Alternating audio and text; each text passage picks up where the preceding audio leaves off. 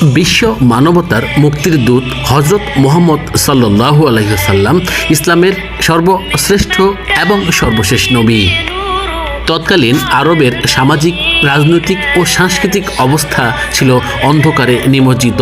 তিনি এই অবস্থা থেকে সেই জাতিকে পরিত্রাণের উপলক্ষ নিয়ে পৃথিবীতে এসেছিলেন। মহান আল্লাহ রাব্বুল আলামিন হজরত মুহাম্মদ সাল্লাল্লাহু আলাইহি ওয়াসাল্লামকে পৃথিবীর মানব জাতির আশীর্বাদ রূপে প্রেরণ করেছিলেন। আসসালামু আলাইকুম ডিয়ার ভিউয়ার্স, আজকে আমরা প্রিয় নবী হজরত মুহাম্মদ সাল্লাল্লাহু আলাইহি ওয়াসাল্লাম তার জীবন ও আদর্শ সম্পর্কে জানব। বিশ্ব নবী ও রাসূল হজরত মুহাম্মদ সাল্লাল্লাহু আলাইহি ওয়াসাল্লাম 570 খ্রিস্টাব্দে সৌদি আরবের মক্কার বিখ্যাত কুরাইশ বংশে জন্মগ্রহণ করেন। জন্মের পূর্বেই তিনি তার পিতা আব্দুল্লাহকে হারান। এরপর চাচা এবং দাদার কাছে তিনি বড় হতে থাকেন। তিনি জন্মের পরই দেখতে পেলেন আরবে বিভিন্ন সমস্যা বিদ্যমান। বিশেষত আরবের বিভিন্ন গোত্রের মধ্যে দ্বন্দ্ব ও সংঘাত ছিল নিত্যদিনের ঘটনা। এই সংকট থেকে উত্তরণের জন্য তিনি মাত্র 17 বছর বয়সে প্রতিষ্ঠা করেন হিলফুল ফুজুল নামে এক শান্তি সংঘ। তিনি 25 বছর বয়সে আরবের অন্যতম সম্পদশালী মহিলা বিবি খাদিজা রাদিয়াল্লাহু আনহা এর সাথে বিবাহ বন্ধনে আবদ্ধ হন। হজরত মুহাম্মদ সাল্লাল্লাহু আলাইহি ওয়াসাল্লাম 610 খ্রিস্টাব্দে 40 বছর বয়সে নবুয়ত প্রাপ্ত হন এবং তার নিকট পৃথিবীর সর্বশ্রেষ্ঠ গ্রন্থ পবিত্র আল কুরআন নাজিল হয়।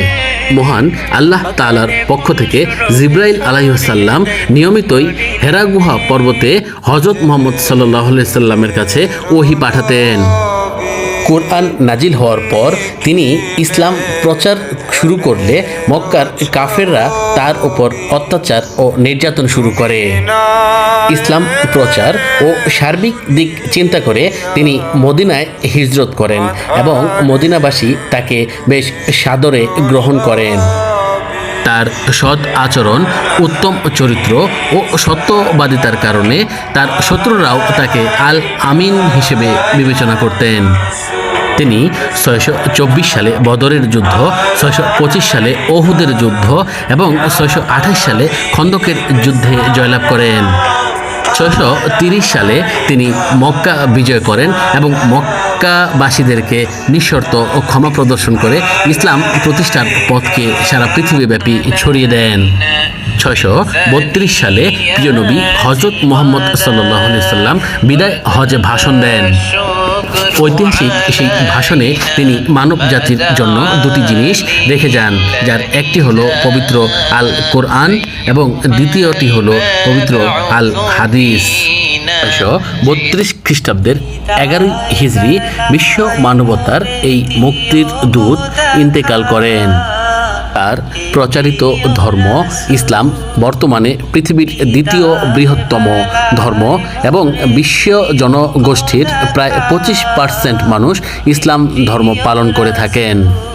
বিখ্যাত ইংরেজ লেখক মাইকেল এইচ হার্ট বিশ্বের শ্রেষ্ঠ 100 মনীষীর তালিকা করতে গিয়ে 1 নম্বর তালিকায় রেখেছিলেন বিশ্ব নবী হজরত মুহাম্মদ সাল্লাল্লাহু আলাইহি সাল্লামকে। আর নীতি ও আদর্শ সারা পৃথিবীর মানুষের জন্য সব সময়ের জন্যই অনুপ্রেরণার।